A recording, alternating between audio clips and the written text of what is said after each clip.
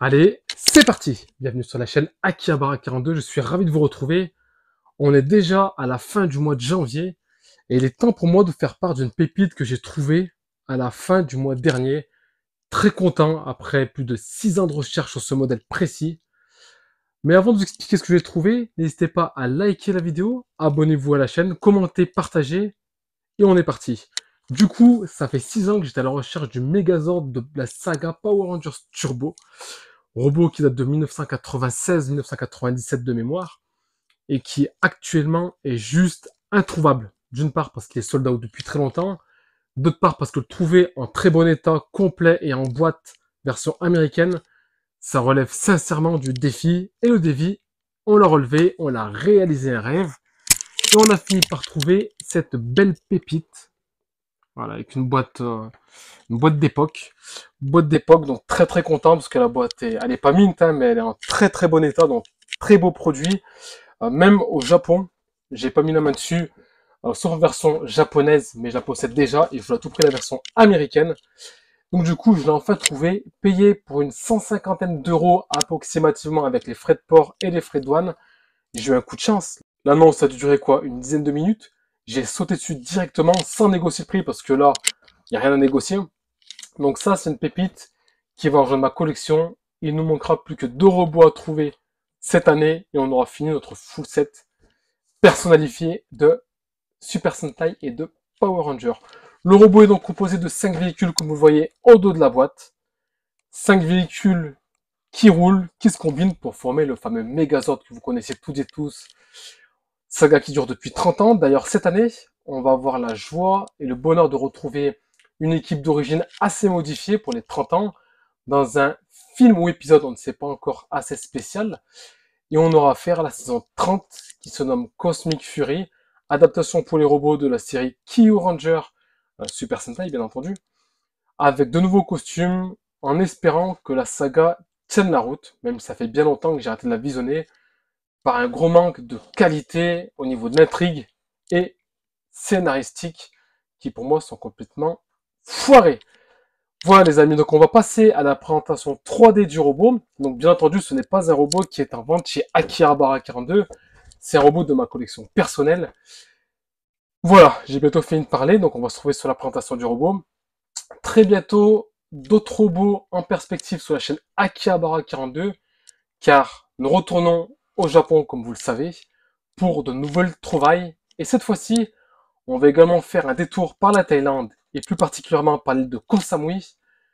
Une grosse surprise vous attend là-bas, je vous en dis pas plus, on va pas spoiler plus que ça, mais je pense que cette surprise va faire des heureux et des heureuses. Donc restez bien à l'écoute sur la chaîne Akihabara42. On est parti pour la présentation. On attaque directement avec le Megazord combiné. Les chromes sont juste impeccables. Les véhicules sont dans un état mint. Le robot est vraiment en parfait état. Dessus, il n'y a pas à chipoter. Il est un petit peu différent de la version japonaise parce que la version japonaise, ici, on a des parties métalliques qu'on n'a pas ici. Là, c'est du plastique. L'épée est en métal également. Enfin bref, on a pas mal de bonus. Enfin, l'épée est pas en métal, pardon. Elle est chromée. Mais bon, je voulais cette version parce que je l'avais pas et je la voulais pour compléter mon full set. Et sincèrement, c'est une dinguerie. La finition et les couleurs d'époque sont restées telles quelles, donc à ce niveau, il n'y a pas de souci. C'est vraiment une belle pièce que je suis fier de vous présenter. Alors, comme je vous l'ai dit, bien sûr, ça ne sera pas en vente, hein. Ça, c'est une pièce de ma collection. Déjà que j'arrive pas à l'avoir pour moi, je risque pas d'avoir pour mes clients. Donc, il mesure une trentaine de centimètres, comme les robots d'époque. Mais la prestance et la dynamique est juste folle. Ça n'a rien à voir avec les robots actuels. Actuellement, pour une pièce comme ça, on s'en est 300-400 euros facilement.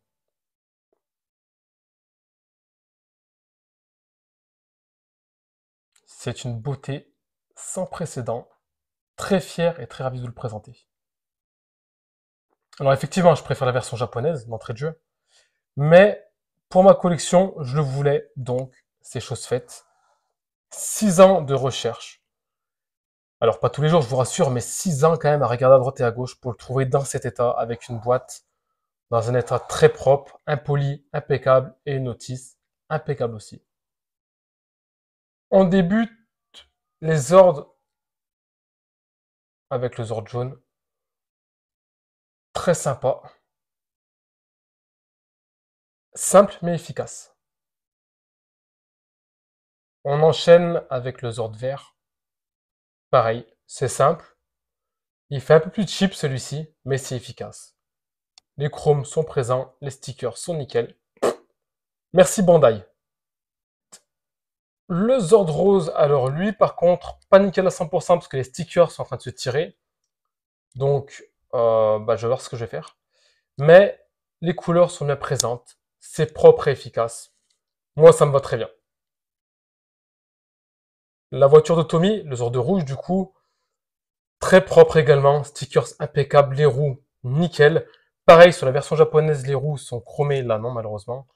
Les feux avant aussi sont chromés, là non.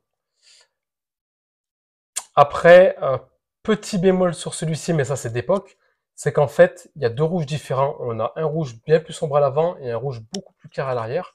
Mais ça c'est d'origine, parce que petit un ami l'avait, et c'est déjà le cas.